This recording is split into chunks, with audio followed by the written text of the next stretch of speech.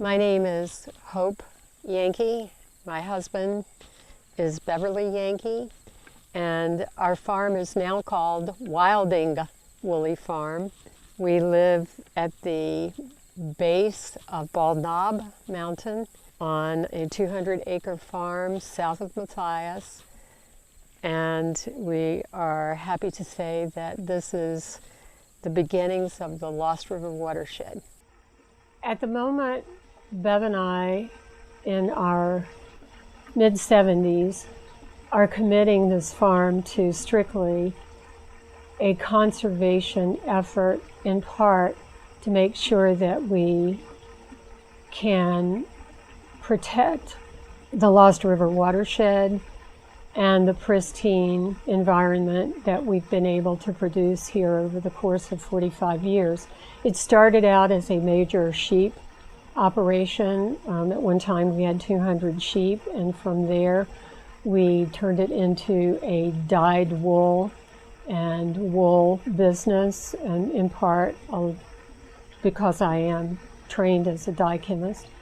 And from there, with efforts to protect and to conserve the land and to give back to the farm what it's given to us by trying to better the property and to provide wildlife habitat, we have committed ourselves to maintaining basically retirement animals, pasturing sheep and Scottish Highland cattle, which we had in larger numbers, and mainly, again, giving back and letting not only ourselves retire somewhat, but retiring the animals, but still keeping them. With cross fencing, you can rotate your animals every 21 to 45 days, depending on your rotation schedule, depending on what you're after, in order to cut the worm and parasite cycles, so that over time, if you continually do this, then you can end up with a flock of animals that do not require worming. We have not wormed in years. We've actually been involved with NRCS projects, conservation projects on the farm since the 1980s. Our first project was a watering trough just along the driveway in the pasture in front of us. The last major project we did was a CREP project to, again, fence out riparian buffers in order to protect this watershed that is the beginning headwaters of the Lost River on the farm.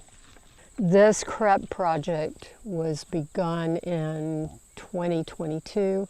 Actual work was performed by Trout Unlimited, contracted by NRCS to do the work, and then we planted trees on the farm. We dedicated all of the areas that had been poorly managed as pasture land, and are now putting all of the farm that isn't good pasture and long stream beds to protect the watershed, and put riparian buffers on 40 acres, I believe, total. And we selected trees that were known to grow well here. Bev and I made sure that we planted those mass trees, the oaks and the maples and hickories, hardwoods that we knew would survive well. And in the areas, the lowlands, we planted willows and hornbeam and a number of species that we knew would do well. It was just shy of 1,100 trees on 22 acres. It was the second largest project in West Virginia for that year. They planted 1,100 trees in 2 days.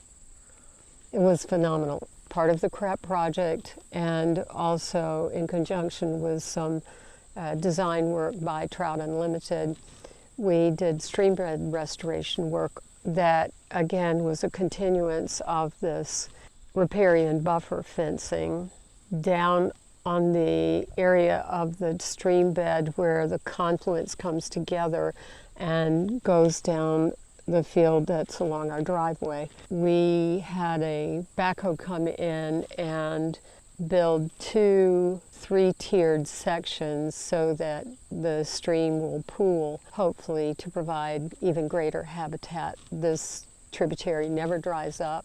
It does always have water in pools, no matter how dry, and we're hoping to be able to increase the habitat for the little darters and the invertebrates. I've seen tremendous changes overall in habitat. We have over 70 species of birds that pass through here in the course of a year.